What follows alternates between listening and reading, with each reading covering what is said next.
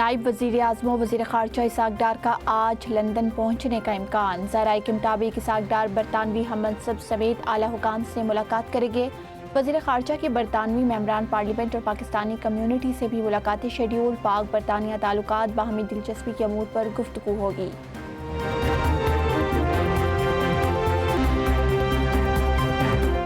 اسلام آباد اور راولپنڈی میں شدید بارش، نالئی میں طغیانی کٹاریا کے مقام پر پانی کی سطح 20 فٹ، گوال منڈی کے مقام پر 16 فٹ تک پہنچ گئی۔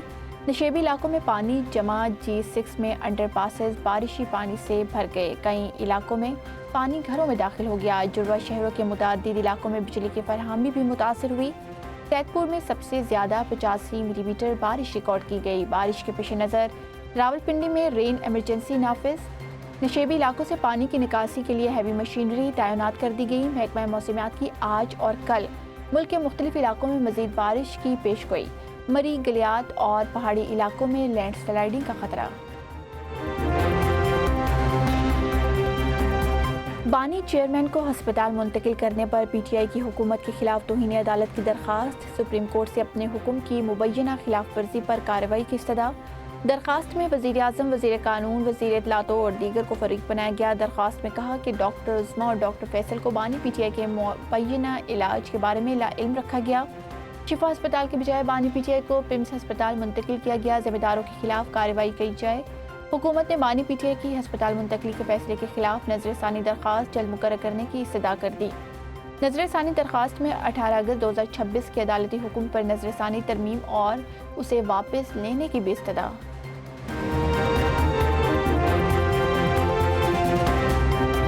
توہین عدالت پی ٹی آئی نے کی حکومت سپریم کورٹ کے حکم پر بانی پی ٹی آئی کا معائنہ کروایا۔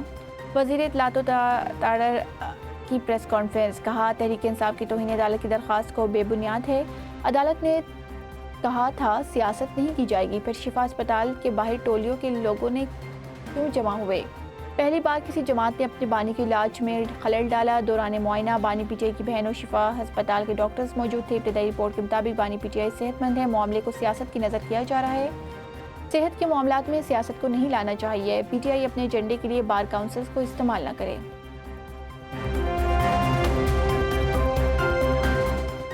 سپریم کورٹ کا فیصلہ واضح تھا کہ بانی کا علاج شفا انٹرنیشنل ہونا چاہیے۔ ایک جھوٹا بیانیہ بنایا گیا کہ راستے میں رش تھا، ایسا کچھ نہیں تھا۔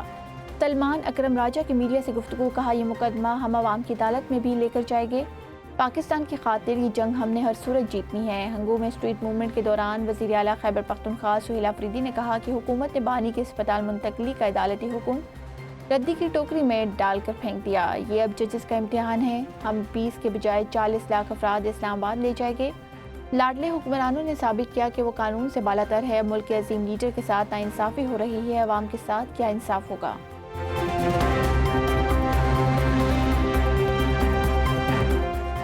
بانی پی ٹی آئی کی ہسپتال منتقلی پر پمس انتظامیہ کا اعلامیہ جاری، کہا کہ شفا ہسپتال کے 2 ماہر امراض چشم نے بانی پی ٹی آئی کا معائنہ کیا۔ پمس کے ڈاکٹرز پر مشتمل بورڈ نے میڈیکل فٹنس رپورٹ تیار کی۔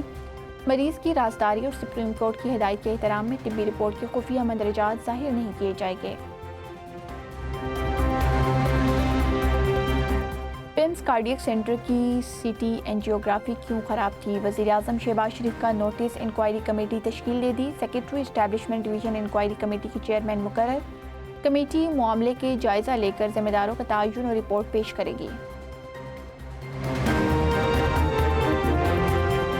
پاکستان بار کونسل کا پی ٹی آئی کے پروپیگنڈے سے اظہار لاتعلقی، کہا کہ 8 اراکین کے بیان کو بار کونسل کا اجتماعی موقف قرار نہیں دیا جا سکتا۔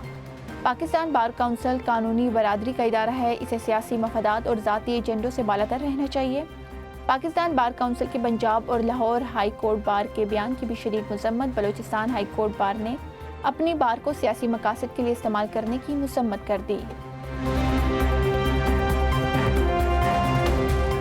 کراچی میں قتل ہونے والے نوجوان میر رضا نے آخری 12 گھنٹے کہاں گزارے، کس سے ملے؟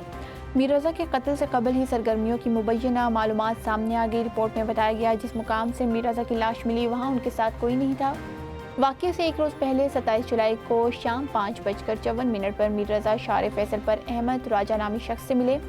احمد راجہ اور میر رضا کے درمیان 70 سے 80 لاکھ روپے کی سرمایہ کاری کی بات چیت ہوئی۔ میر رضا کو 7:05 پر بینک کال میں بہن کے نام پر 1 کروڑ روپے کا قرض منظور ہونے کا بتایا گیا۔ 8:23 پر فاروق محمود نے کال کر کے میر رضا سے سرمایہ کاری سے معذرت کی۔ رات 12 بجے میر رضا نے کال پر سارم سید سے ہنگامی بنیاد پر 3 کروڑ روپے کا قرض مانگا۔ کہا رقم نہ ملی تو کل کی صبح میرے لیے بہت مشکل ہو جائے گی۔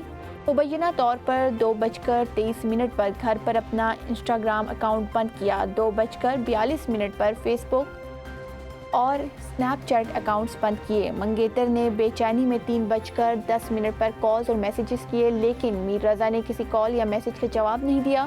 منگیتر نے میسیجز میں سوشل میڈیا اکاؤنٹس غائب ہونے پر تشویش کا اظہار کیا۔